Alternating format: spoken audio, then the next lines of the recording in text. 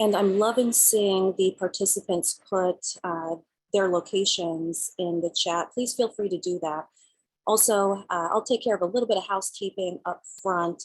If you have questions, please just use the chat for those questions. You can ask them at any time. We're going to try to reserve some time at the very end of the presentation to go over those questions. Lily, who is our Housing Not Handcuffs campaign manager, if you can please be in charge of answering any questions that you think would be best answered just in the chat, I would appreciate that. And we will ask of the panelists some of the remaining questions as time allows. Love it. All right, well, as folks introduce themselves and shout out their cities in the chat, I would like to welcome you all. Thank you so much for joining us today. This is a webinar that is in conjunction with the release of a report that we put out today, which is a supplement to the Housing Not Handcuffs litigation manual. You could check out the litigation manual, which was released in 2017, which has more detail about the types of claims, how they are brought, the considerations in bringing them. But this is a supplement to that report that includes updated case summaries. We looked at over 200 case summaries of cases that challenge the criminalization of homelessness across the country and over time, and have a short executive summary analyzing some of the trends. And this webinar is the first in a webinar series about some of those trends, highlighting some key cases that are establishing key precedent. We have an awesome lineup of panelists today. We have Ed Johnson, who is the Director of Litigation from the Oregon Law Center. His co-counsel in the Blake, now Johnson v. Grants Pass case, Walter Fonseca, who is the Special Projects Counsel at the Oregon Justice Resource Center. Shayla Myers, who is Senior Attorney at the Legal Aid Foundation of Los Angeles, and also Chelsea Dunn, a staff attorney with Southern Legal Counsel. Thank you all so much for joining. Next slide, please. Now, we are a group of attorneys, and it's an appropriate panel comprised of attorneys because we're talking about cases that were brought by the presenters today. But it's important when we think about this issue always to be focused on the experts, the people who understand the impacts of the policy, the harms of the policy, and the people who are the most expert at crafting remedies. They know what they need, they know how the policies harm them, and they know what remedy would keep those harms from occurring again in the future. And so we have some videos from Invisible People. We'll only be showing clips of these videos, but all of these videos are available on Invisible People's website, as well as Invisible People's YouTube channel. And we want to start off with a couple of folks who can talk about what it means to be living outside and subject to criminal or civil punishment just for lacking a place to live. And we're going to start with a message from Gerwin, who lives outside in Vegas.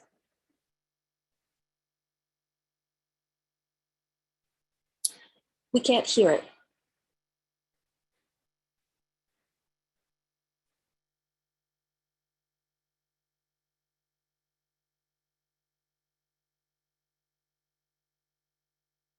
One moment. No worries, thank you. And again, for people who are joining late, this isn't a fashion statement. I lost my glasses, so I'm using these broken ones.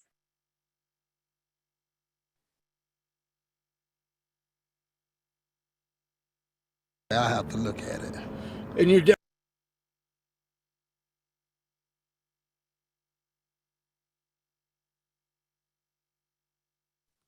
Able to see and hear the screen? We can see it, and that little bit that played. And you're disabled on SSI. Yes. So you got a couple wheelchairs out here. Yes. Police department arrest me for trespass. We actually trespassing there right now. But in the morning you can go to jail. Yeah. I don't understand it. There's nowhere for us to go. Yeah. Everywhere is a trespassing, and then they take you to jail if they want to. And it's a $100 or $1,000 fine or 6 months in jail Yes, it is. for being homeless. Yes, but yeah, it's very expensive. But you have to do probably at least a week or two. I've done 20 days and 10 days. So you've been arrested and did jail time for homelessness? Yes. They call it trespassing. That's horrible. It is. And it's even worse once you're inside. No one can get to see what the officers really do. I'm so sorry. Yeah. Well, so am I, but I'm not afraid to tell the truth. Right. Thank you, Amy. And we know, and I'm sure if this is familiar to the audience members as well, that criminal penalties or even tickets are not the only form of punishment that people living outside suffer at the hands of governments. There also is commonly the deprivation of property and the indignity inherent in that. And so our next speaker from Invisible People interview will talk about the impact of sweeps in Los Angeles. This is Norman.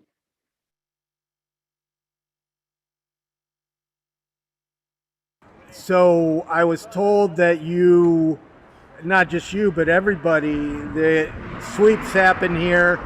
Like they moved you from that good spot that was out of sight to over here, and now every 3 weeks they come and sweep. Yeah, that I don't understand.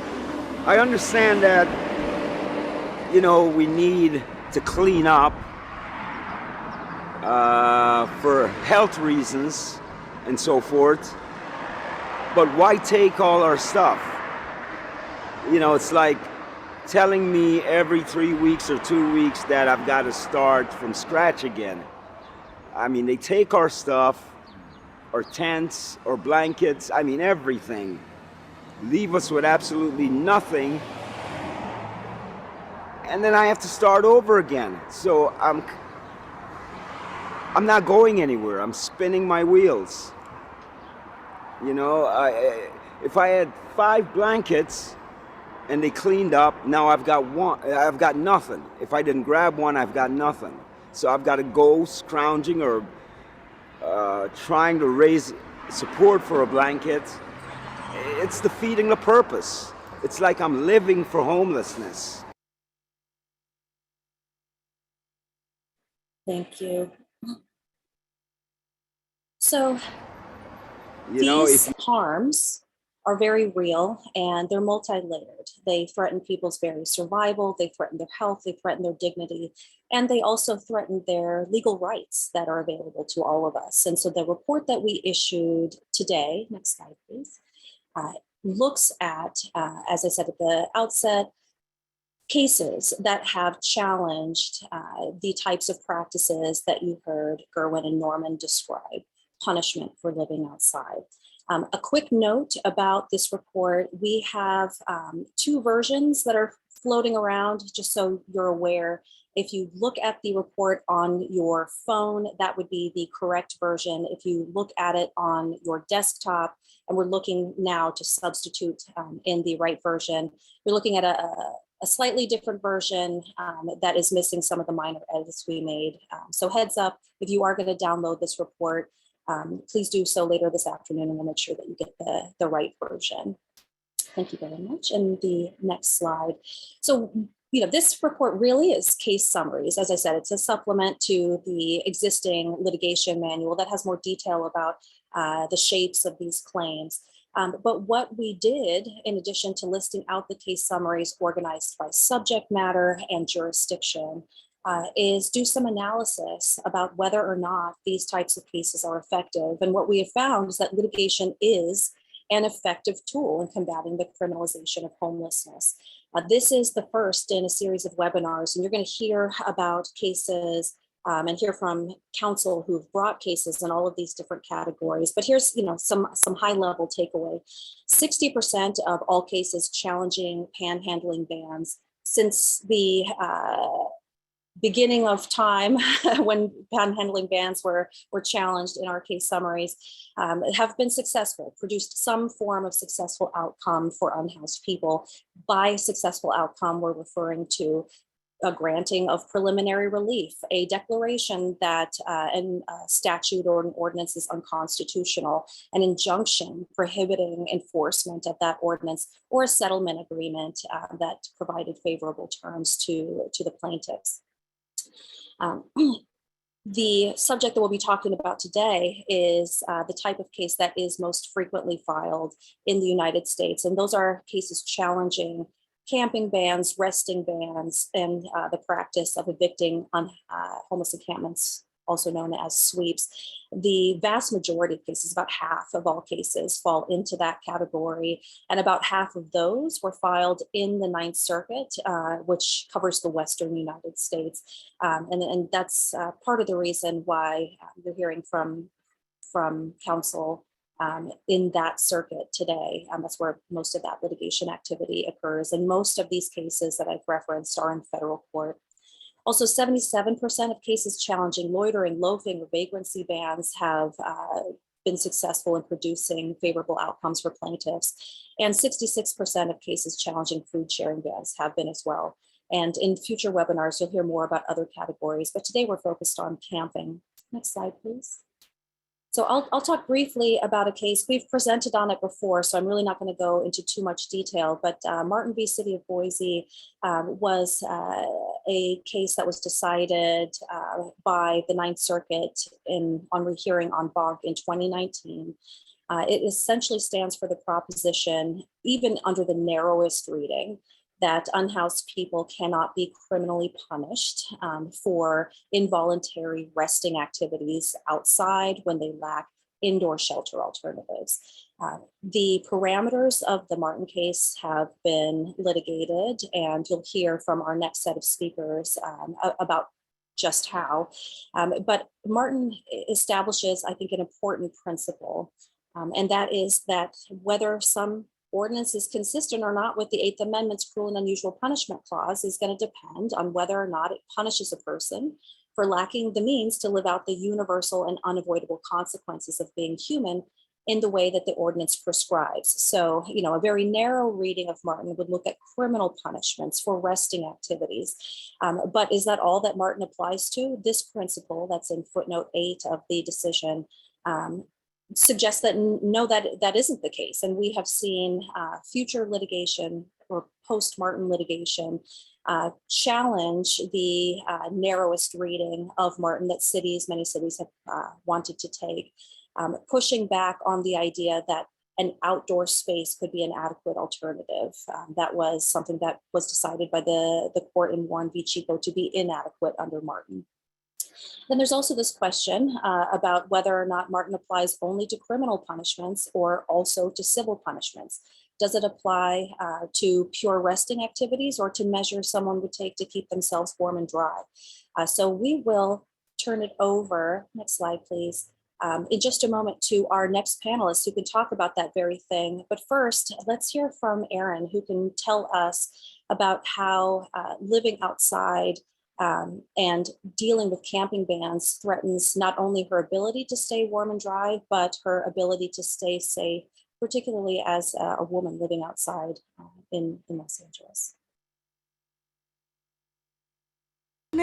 It's rough. I get harassed by police a lot. I can't set my tent up at 5 o'clock even if it's freezing and I'm shivering to the bone. I'm scared of getting pneumonia. I had a friend that wife had died out here due to pneumonia from being out in the cold.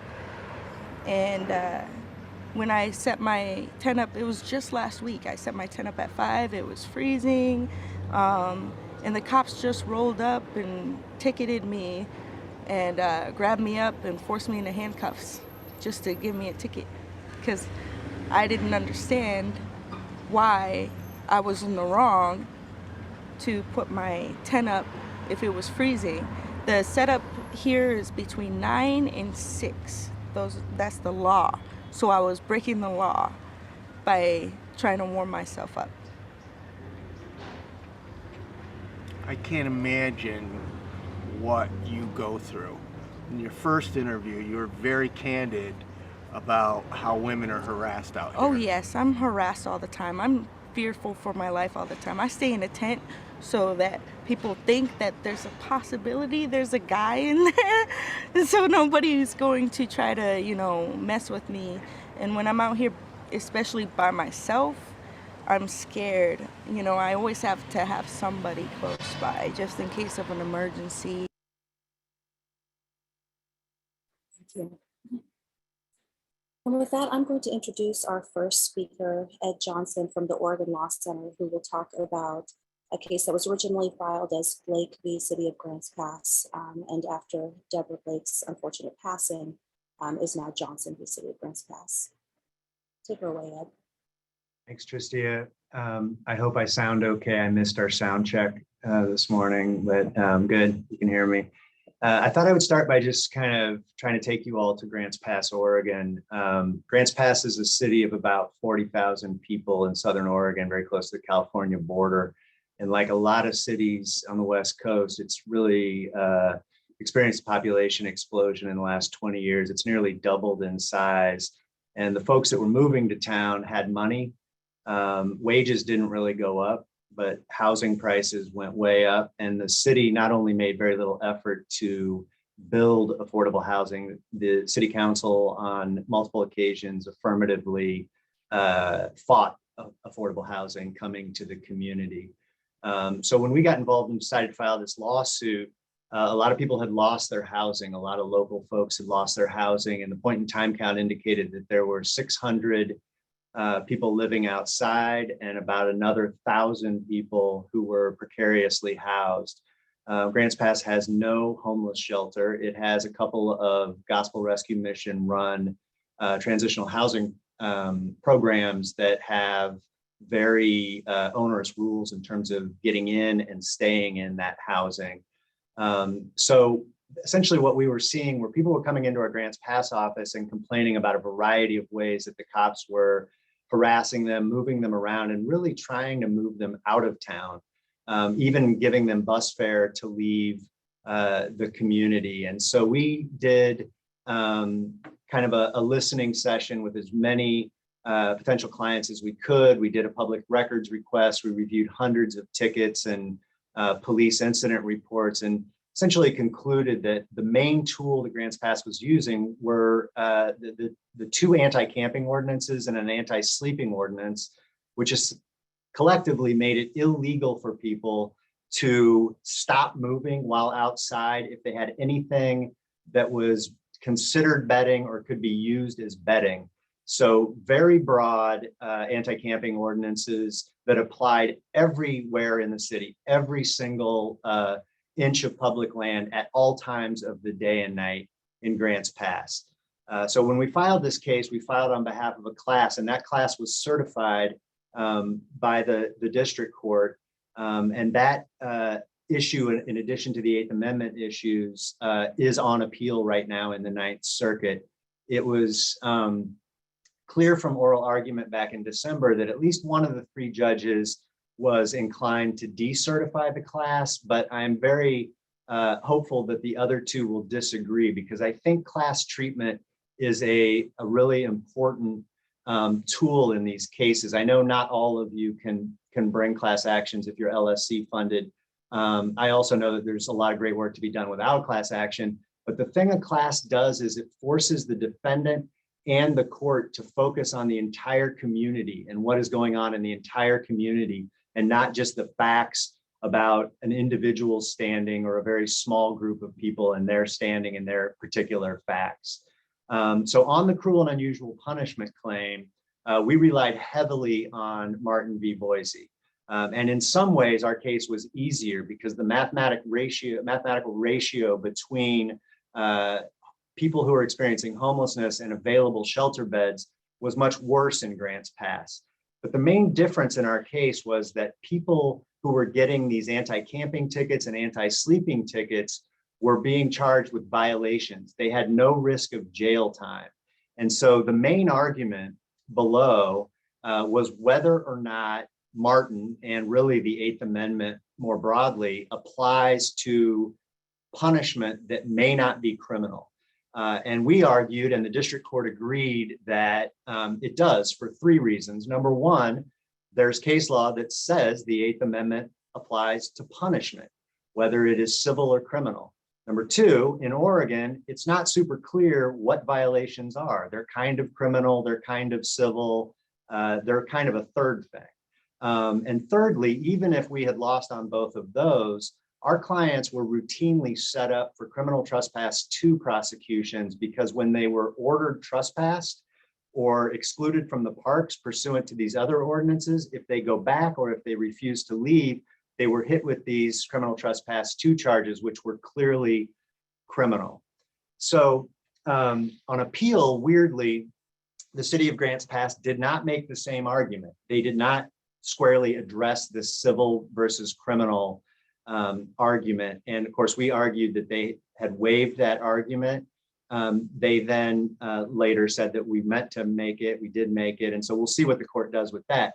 But they definitely made a new argument that was not made below. And that is that giving a person a ticket with a presumptive fine on it is not punishment at all. It's just the beginning, the first step of someone's beautiful journey through due process. And so if someone doesn't show up at court and gets the full fine plus the administrative fines, that's their fault, not the city's fault. So we, of course, argued that that argument was not preserved. And the city argued that it was preserved. And we're just waiting to hear what the Ninth Circuit thinks about all of that. So we will keep you posted.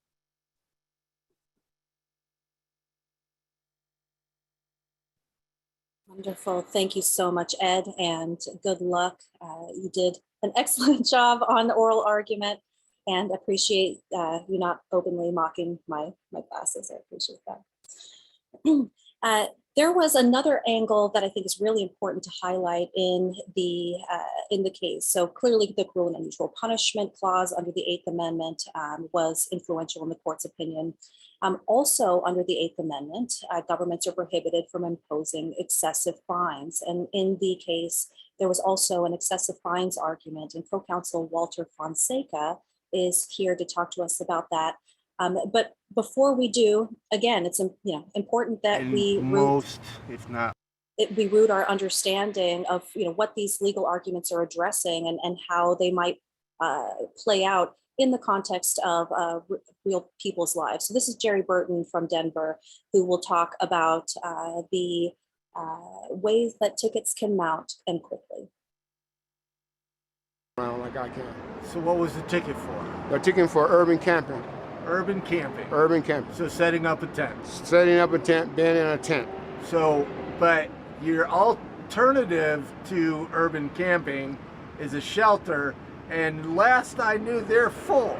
All the shelters are full, especially during the wintertime or when it's cold out, they are very full. As a matter of fact, the women doesn't have nearly enough beds.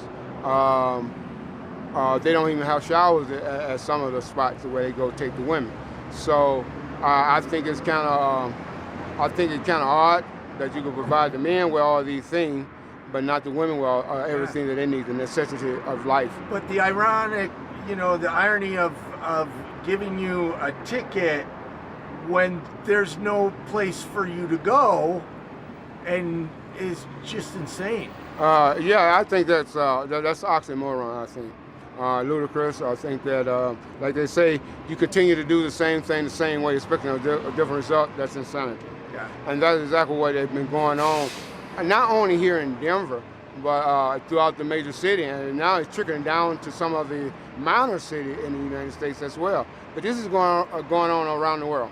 I don't know. They all got the copy, I guess. Let's mess with the poor people. Let's drive them out. Let's criminalize them for trying to survive on a day-to-day basis.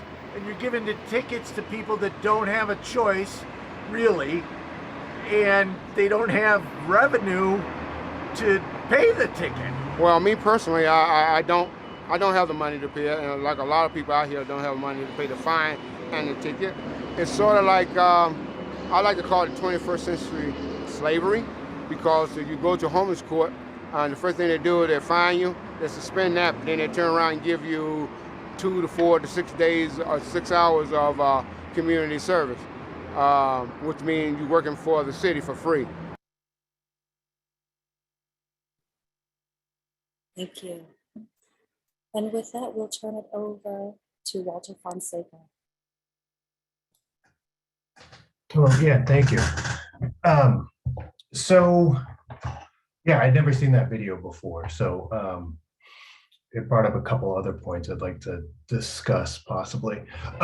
But so as Ed and Tristia mentioned before, one of the big differences between our case and the Martin case was this use of just monetary punishment instead of threat of jail. So these tickets, these fines, these fees. So you're houseless, you're asleep, you're outside, nowhere else to go, and a police officer wakes you up and tells you that you can't be there. But instead of arresting you, they give you a ticket. And in Grants Pass, they ranged from about $75 to $295, depending on the ordinance they were citing you under. And then you get a court date as well. Then if the fines are not paid, which, you know, as the gentleman in the video said, they're almost never paid because they don't have money to pay. They increase from about $160 to $537 because of these kind of post due process collection fees, so to speak. So as we were considering this civil versus criminal distinction and whether these fines would fall under the Martin analysis, I mean, I think they do in Oregon, for the reasons Ed said. We were still somewhat concerned that we could be wrong about that, right? It doesn't happen often, but it happens. And we also believe that many cities were tweaking their ordinances to impose these fines instead of arresting people in hopes of kind of getting around Martin and kind of continuing the same failed, terrible strategies of just trying to punish homelessness out of existence, or at least out of sight, which we know doesn't work. So as we were thinking about that, the Supreme Court issued an opinion in this case called Timms v. Indiana, which made it really clear that the excessive fines clause of the 8th Amendment, which is just a little clause right before the cruel and unusual punishments clause, applies to the states. So we realized, hey, let's try using that. And then we had to figure out how it applied to a case. We couldn't really find anything on point that used the excessive fines clause in this way. So it was kind of a novel argument. And Tim's really opened the door for that. So the excessive fines clause, we know it applies to punitive fines. And that's kind of, what's the word there? That the punitive and fines are necessarily punitive, so it's duplicative. So, and there are cases that say nearly every time the state or a government issues you some sort of monetary fee for based on some conduct you did that they prescribed, that it's essentially punitive, that it is a fine. And we know that it's applies across the civil criminal distinction, right? Parking tickets, civil, it applies to them. Civil forfeiture, excessive fines clause applies. We know that there's tons of case law on that. So we don't have to worry about that. And so if we lost on the cruel and unusual punishments thing because it's, you know, only applies to criminal and et cetera, we didn't have to worry about that here. And then we had to figure out, well, is it grossly disproportionate to the gravity of the offense? That's what the Supreme Court said. A fine is excessive if it's excessive, which isn't super helpful, but they do give you some factors, and they did give us some factors in a case called Bajikagian, and I'm probably saying that wrong. And it was written by Justice Thomas, if I'm remembering correctly. And those factors, and they're not a rigid set of factors, there's some to consider and they're not exclusive. The nature and the extent of the underlying offense, whether the underlying offense was related to other illegal activities, whether other penalties may be imposed, and the extent of harm caused by the offense. And there's no case that says it yet, but there is also arguments out there for kind of an ability to pay factor as well that I think would be interesting to litigate. So now, how do we take those factors and apply it to this class action case, right? Some of those are, especially like an ability to pay, how would you apply that on a class-wide basis? And that's when I realized, and Ed and I realized, that we really have to aim for this categorical ban, essentially the Robinson of excessive fines clauses, which we're not there yet because the Supreme Court hasn't said it, but we did get that type of reasoning out of the circuit court. And, you know, if 1 day in jail is cruel and unusual punishment for the crime of having a cold or being homeless, then certainly, you know, even a $1 fine would be excessive for that same conduct or status, really. And that's, as Martin tells us, homelessness, you know, being outside involuntarily, essentially status, right? Survival is status. And luckily the Supreme Court, or the circuit, not the Supreme Court yet, but the circuit court agreed with us that, yeah, these fines based on unavoidable conduct, which is essentially status, was excessive. And I should also mention that on the same day the circuit court issued our opinion in the Grants Pass case, the Ninth Circuit issued an opinion in a case called Pimentel v. Los Angeles, which also took the excessive fines clause and applied it to $63 municipal parking tickets and the $63 late fee that gets tacked on to those parking tickets if they go unpaid. So that was a very good sign for us, I think. It was the first time we had seen a case. We weren't even aware that this case was going on, honestly. But it was the first time we saw that it was applied in essentially the same arena we were trying to apply it. So we felt kind of bolstered that the circuit court really did get it right. And now we're just waiting to make sure the Ninth Circuit agrees with us still.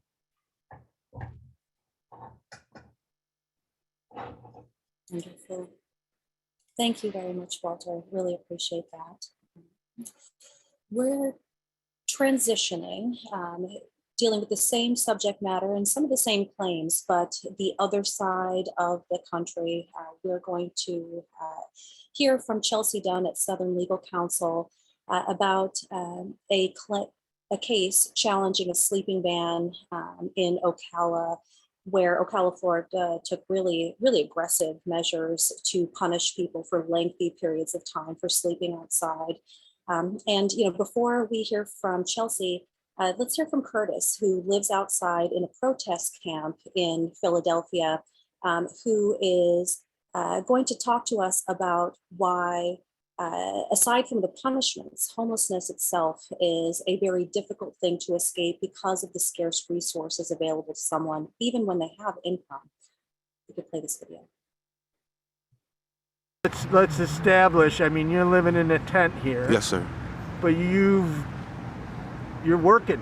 I have 2 jobs. You got 2 jobs. Yes, I have 2 jobs. I actually work for Uber, or Habitat, and I also work for an older guy, and I take care of him, and I bathe him, and I go get his clothes and so you're food doing a caregiver. Caregiver, basically, yes. Caregiver, and yes. then you're doing Uber delivery on your bicycle. Yes, sir.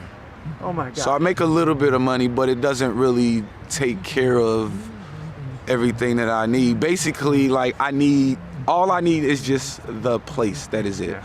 And saving the money is very hard because you got to deal with food every day, transportation. Right, there's no refrigerator. Yeah, so every day you're buying food. Yeah. You can't, it's impossible really to save money. Yeah. It doesn't matter how People much money. don't understand that. Yeah, they really don't until you've actually been in this situation, till you've actually really slept outside and know what the ground feels like when it's cold. You have no idea. Yeah. When you don't have a bathroom to go to and you have to go outside, right, or you have to sleep outside on concrete or wherever, and it's raining, or today it's supposed to rain, a thunderstorm. When it starts raining, everyone is going to be outside wet, and then after it gets done raining, we're gonna be wet. And it's nothing that you can do about it. You just have to deal with it and learn how to just deal with the situations that you're in. Yeah.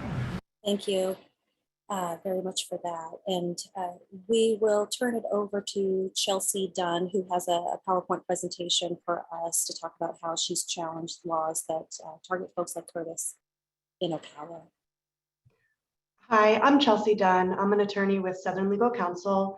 And today I'll be briefly talking with you all about our recent case challenging a lodging ordinance on 8th Amendment grounds in the Southern District of Florida, the case by the name of McCardle versus City of Ocala. Next slide. So I just want to briefly give a shout out to our wonderful litigation team. We had such a great collaborative effort. And then of course, our plaintiffs, who we could not have pursued this case without their perseverance and dedication. Pat McCardle and Anthony Cummings are both pictured here. Courtney Ramsey is not. Next slide, please. So we began looking into Ocala's open lodging ordinance after finding out that it was impacting individuals like Curtis, who just spoke in the video, who were forced to sleep outside because there was not enough shelter beds in the city. The open lodging ordinance made it a crime to sleep outside, only if, the language in the ordinance said only if there was some indicia of lodging. And indicia of lodging could be being present near a tent or in a tent, having a bedroll, being on top of a blanket or underneath a blanket or on top of cardboard. And most concerningly, the ordinance made it an indicia of lodging if you were to tell the police officer that you were homeless. So while the ordinance purported to not criminalize sleeping, it was enough to just be sleeping and homeless in order to be convicted under this ordinance. The shelter situation in Ocala, when we went down and began investigating, we found that it was really not sufficient to meet the need. There were about 65 beds, emergency shelter beds in the community, and the recent PIT counts had shown the unsheltered homeless population to number closer to over 200. And in addition to kind of the lack of number of beds, we also found that the local shelter had a lot of policies that barred or banned individuals from entry, including a practice of issuing trespass warnings, which would permanently bar people from the shelter, or having policies in place that would make it impractical or impossible for people to enter, including ID requirements or limitations on individuals who may have had an arrest for a violent offense. So this ordinance essentially made it illegal to sleep outside on public or private property throughout the city, even at times when the shelter was closed or if it had reached capacity. And officers were not required to ask or inquire into whether or not there was shelter available before arresting someone. And individuals were being subjected to jail time, anywhere from 2 to 60 days in jail for these ordinance violations. Next slide, please. So just a brief highlight of a couple of things that we encountered on our journey through the litigation. Soon after prevailing against the city's motion to dismiss, the city served us with these, I would say it's not exaggerating to say they were harassing discovery requests that sought substance abuse, mental health, and medical records for our clients for the past 10 years. And they threatened to send subpoenas to a number of local health treatment and health facilities. We fought against this, both in response to the city's motion to compel this discovery and on a motion to quash that we filed, arguing that these records releasing these records would be a violation of the psychotherapist patient privilege, and also that these discovery requests were overly broad and really weren't relevant to the issues we were litigating. And the court agreed with us and protected these records from disclosure, finding that the privacy concerns of plaintiffs outweighed any benefit to the city of giving these records. Next slide. Something else that we had to contend with throughout our case is some bad precedent that we had to deal with. In the case of Joel versus City of Orlando, which was an 11th Circuit case from a few decades ago, in which the 11th Circuit essentially, rejected all equal protection, due process, and cruel and unusual punishment claims around a sleeping ordinance in Orlando that was very similar to the ordinance that we were dealing with in Ocala. And the 11th Circuit's decision was based on evidence that had been admitted that there was a large shelter, and that shelter had available beds. And so Mr. Joel did have the opportunity to comply with the ordinance. So it wasn't an 8th Amendment violation. Next slide. So in order to overcome this and distinguish our case, we focused really intensively on the availability of shelter issue, and engaged in third-party discovery with the emergency shelter, the bigger emergency shelter operator in Ocala, the Salvation Army, which had a 60-bed emergency shelter for men and women. And so we tried to get from the Salvation Army evidence of their shelter utilization rates, any policies or operating manuals that they had about barriers to entry. And in response to that, to our surprise, the Salvation Army argued that its operating manual was a trade secret and that it should not be compelled to disclose.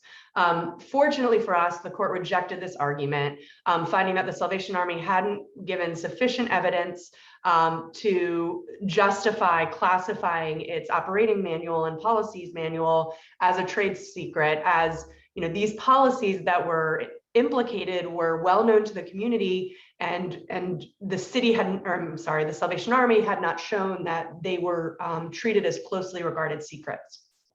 Next slide, please.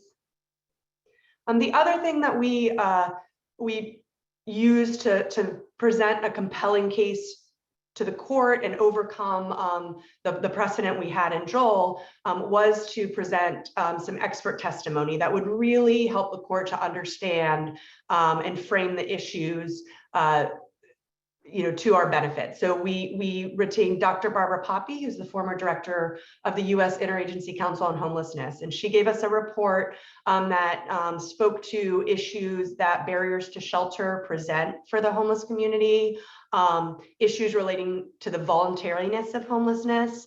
And then she also took a look at the local continuum of care records in order to contextualize kind of the situation of available beds in this particular community.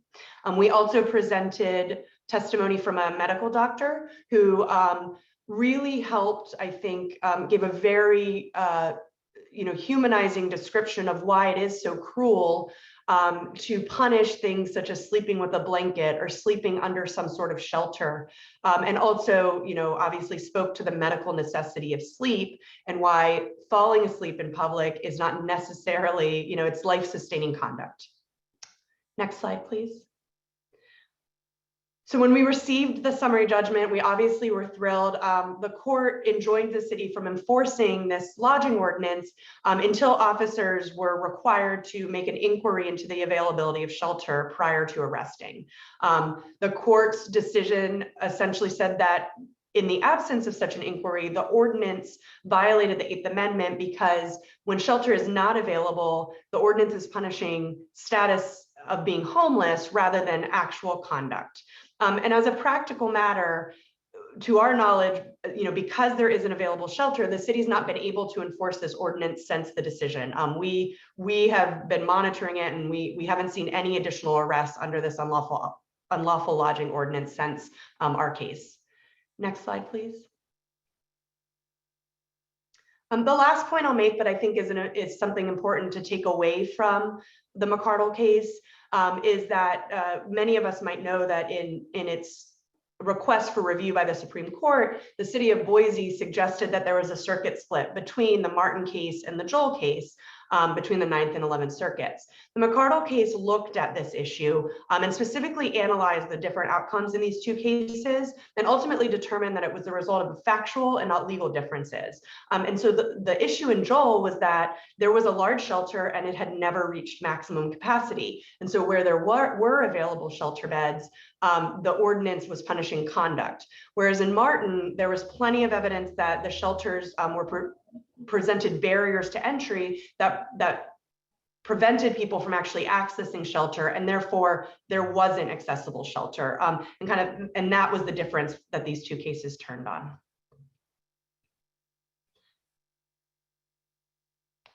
So thank you all for your time today. Wonderful. Thank you very much, Chelsea. Much appreciated. We are going to transition away from the enforcement for resting activities cases and look at a case that dealt more squarely with property.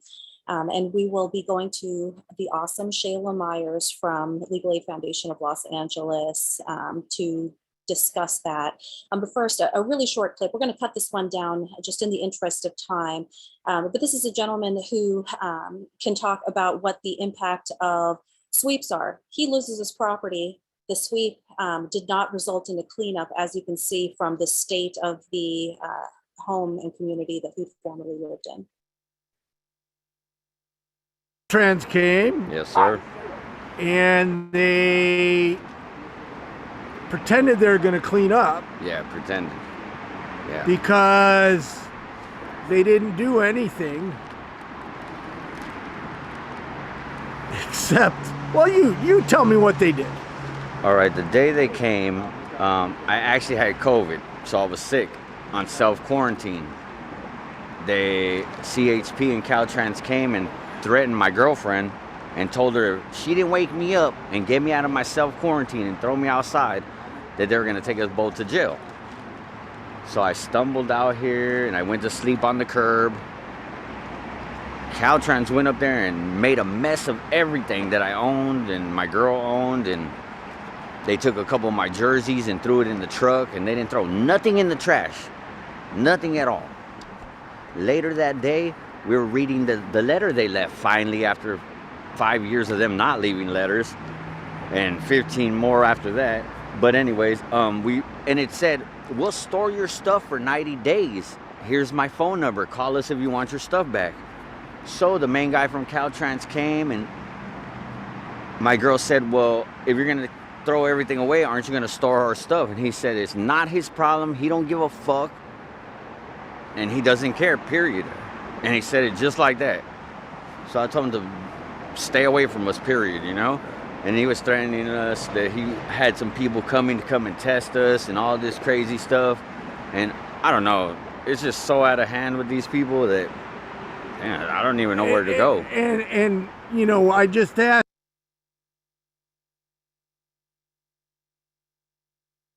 Thank you, Amy.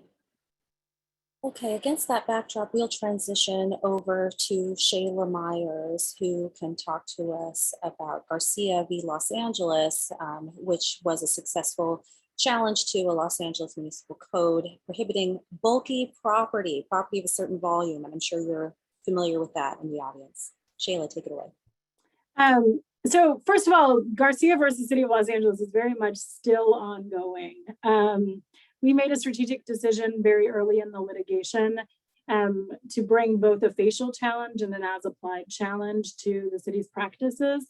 What was resolved at the Ninth Circuit was the facial challenge, but we continue to litigate the as-applied challenge. So I'll talk just briefly about that.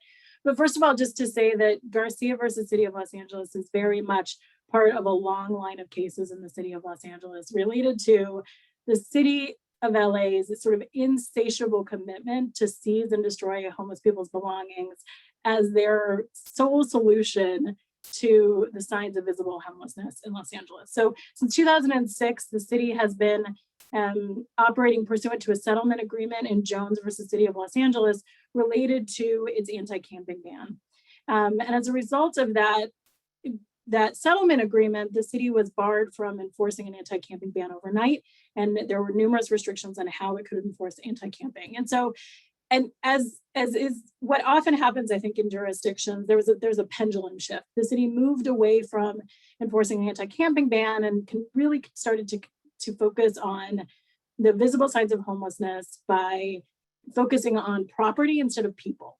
And as a result of that, the city really focused on the ways in which it could take people's belongings and render them invisible that way. In 2012, the Ninth Circuit issued a ruling in Levan versus City of Los Angeles, which solidified the fact that unhoused people have a constitutional right to their belongings. This should not have needed a Ninth Circuit ruling, but it did. That was a really phenomenal case brought by Carol Sobel. And as a result of that case, the City of Los Angeles took what the Ninth Circuit said and what the district court had said at the preliminary injunction stage of Levan and crafted an ordinance very much on the margins of those court orders. You can sort of cite chapter and verse how the city drafted its anti-homeless property storage ordinance, which we refer to as 5611, literally inscribing the provisions and the caveats of the Levan injunction into the municipal code. And so as a result of that, 5611 bars the storage of property under many, many circumstances, but of course, not all. So the City of Los Angeles allows unhoused folks to have a certain amount of property. It limits the circumstances in which the city can take that property. And the city's reasoning, I think, can track back to one particular line in Levan versus City of Los Angeles, where the court said, this ordinance isn't a forfeiture statute. And so the City of Los Angeles, I think, thought to themselves, well, let's go ahead and write a forfeiture statute. The problem for the city is that they didn't actually write a forfeiture statute. What they wrote was an impound statute that gave the city sort of carte blanche ability to seize and destroy people's property under a number of circumstances. And one of them, as Tristia mentioned, was a provision of the ordinance that allowed the city to take all property that wouldn't fit in a 60-gallon container and immediately destroy it. We brought a facial challenge to that particular provision at the district court. We got a preliminary injunction prohibiting the city from enforcing that provision. And the Ninth Circuit agreed with the district court that under the Fourth Amendment, it is unconstitutional to seize and destroy people's belongings simply because of the size of those items. That, like I said, is the facial challenge to 5611, but we continue to challenge the underlying statute and the underlying concept that the jurisdiction can seize and impound individuals' property solely because that property is a violation of the municipal code. And I think Garcia and the city's response to homelessness in Los Angeles is a pretty good example of what happens when jurisdictions like the Ninth Circuit issue rulings that prescribe certain activities. Jurisdictions, I think, do the next thing that they think that they can get away with up till a district court or the Ninth Circuit says you can't do that thing either. And I think this is a pretty good example of the district or the City of Los Angeles inscribing their view of what they think the district court meant and what was allowable and getting it wrong. And I think the history of Los Angeles and its attempts to criminalize homelessness is very much the history of getting it wrong. We are, as an as-applied challenge, we're in the middle of pretty intense discovery disputes with the City of Los Angeles right now. This case has been ongoing for a couple of years, but we're really, I think we have a very strong case and we're deeply invested in this question of under what circumstances can a city take property? Can they impound it? And can they, as the city often does, and I think you heard Norman, who actually lives in one of the encampments where plaintiffs in this case live, said the city, under the guise of an immediate threat to public health and safety or destroying property, they are doing so in a way that they would articulate as consistent with the 4th and 14th Amendment. We strongly disagree. We think the Ninth Circuit will disagree. We think our district court will disagree, but that's where we are in this case. And again, it's an as-applied challenge, so we will see how it goes. Thank you. Thank you very much, Shayla. Much appreciated. And thank you to all of our presenters today. I know that we don't really have time for questions, but Lily Millwit, our amazing Housing Not Handcuffs manager, has been doing a great job of handling questions in the chat. If you do have more questions, then you can certainly reach out to us. Lily has put her contact information in the chat. I will put mine also in the chat. A couple of points, and Shayla was really hitting on this at the end. Governments are going to try. Sometimes they're going to get it wrong, but that's not going to stop them from trying and trying again to punish people for living outside, because it is a way to keep people from being visible when they are outside. There is good social research, including from Chris Herring, that has reviewed the drivers of enforcement of criminalization policies, and one primary driver are the complaints that we and our neighbors make about our unhoused neighbors.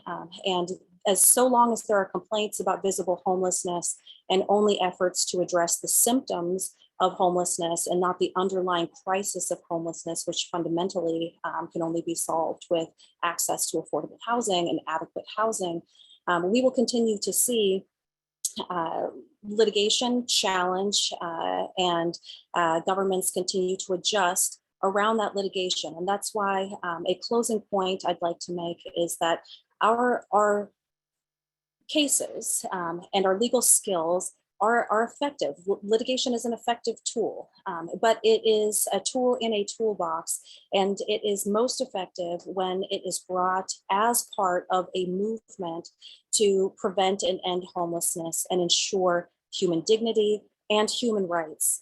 We should be, as lawyers, working together in support of organizers, people with lived experience, and bringing the cases that will make meaningful change in their lives, but also using our legal skills to ensure that we are supporting the demands that they are making for themselves at policy tables, at service providers, and in the media and communication circles, and all other circles as well. That is really the only way we're going to bring about true social change. I really appreciate everyone's time. I want to give a special shout out to my very favorite attendee today, Tamara Bauman, who is my sister and is a Journey Home housing advocate at Solid Ground in Seattle, working every day to house unhoused families. Thank you so much, Tamara Bauman, for all that you do. And thank you to all of our audience members. I know that we are all in this together. Really appreciate it. If you have not checked out our Housing Not Handcuffs campaign, please do so. There's a website, www.housingnothandcuffs.org. You can find a lot of great resources. You can also endorse that campaign and join over 3,000 individuals and organizations that are standing up and calling for housing as the solution to homelessness, not punitive strategies that punish people for simply surviving outside. Thank you all so much. You will get follow-up. I think if you're following along in the chat, you'll see that there will be a follow-up email. It'll include the resources that we discussed today, links and the like. And please be on the lookout for our next webinar in the series, and check out our report available on our website and on your mobile now. Thank you so much.